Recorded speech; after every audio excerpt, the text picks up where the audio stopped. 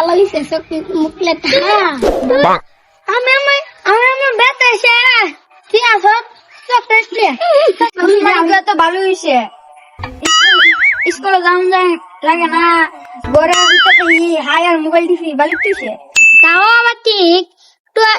পাইছি 2000 আমার টিয়াটা নিচে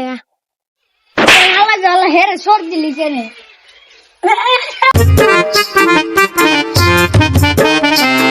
মামু তোমরা 3 জনে বলে মুসলমানি করেছে